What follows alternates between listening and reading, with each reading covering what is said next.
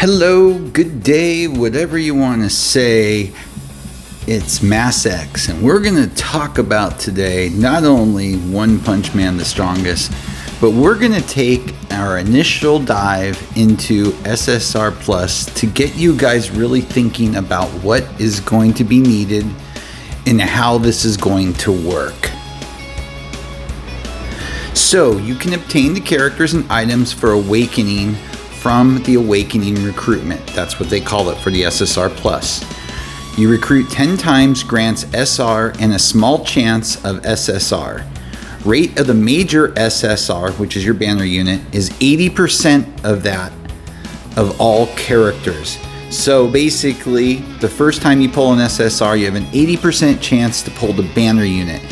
And remember, with SSR Pluses, you have to have the original unit, but you don't have to worry if you don't have it. So let's say, for instance, like in this picture, it's Watchdog Man.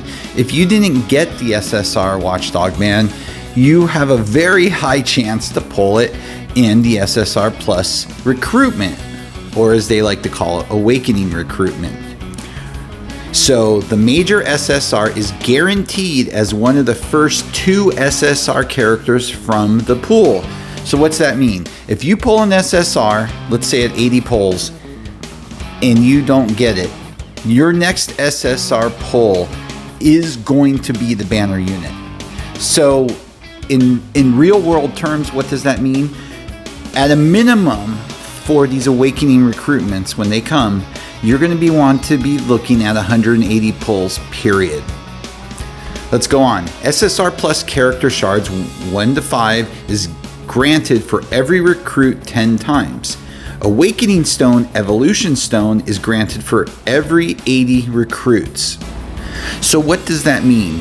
Well, what you're going to need to awaken the units to SSR Plus is a character stone and 4 faction stones or Awakening Evolution stones. And these can be got from the pulling. There'll be packs, I'm sure. There have been previously, but they're usually expensive. But you're really going to be relying on your pulls. So what does that really mean in real terms? Well, in real terms, if you go to 180 total pulls, you should have 3 faction stones, Awakening, whatever you want to call them, and 1 character stone. So you're only short 1 at that point, and if you got lucky, you may have already gotten the other one. Let's move on. Activate 4 evolution cards of the character you already own to activate Awakening. Consume evolution stones to activate the evolution card. Consume Awakening stones to activate the Awakening. This is the screen that it will look like when you are going to go to begin the evolution Awakening process to get the character to SSR Plus. It states on that page that own the designated character and activate 4 evolution cards. Consume Awakening stones to obtain the brand new SSR Plus character. Consume hero/monster evolution stones to trigger evolution card. Characters of various factions will need different evolution stones. Awakening stones of other characters cannot be used as replacements. As I talked about earlier, the focus is on the banner to get what you need. Initial state of SSR Plus characters, 2 stars. They can be reversed to their initial state. All SSR Plus characters have their Awaken passive skills. Awaken passive skill can be upgraded after obtaining the character. So yeah, there's a lot that goes into these characters and a lot of planning. Yes, in a perfect world, everybody would pull every SSR Plus, but that is really not reasonable for most people.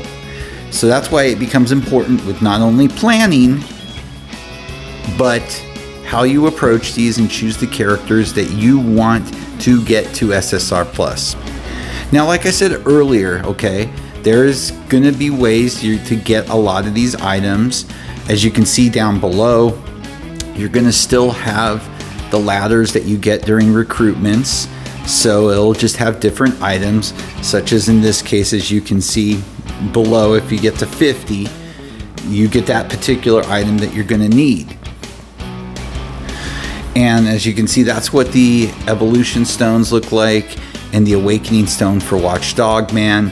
And as you can see, of course, the probability up on the base character, so there is a very high likelihood you're going to get it. You're going to have to plan, again, I can't reiterate enough, for the 180 pulls.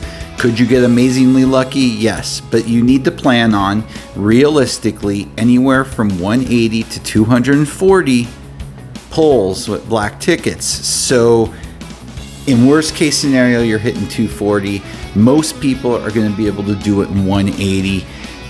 Might need a little bit more, but again, it is going to be no more of this draw a couple, if I get lucky, pull the character, I'm out. So I want everybody to be very much aware of that, because this is very methodical how they do it. So cheating the system is not going to be very much available to anybody, and luck is just, throw that out the window.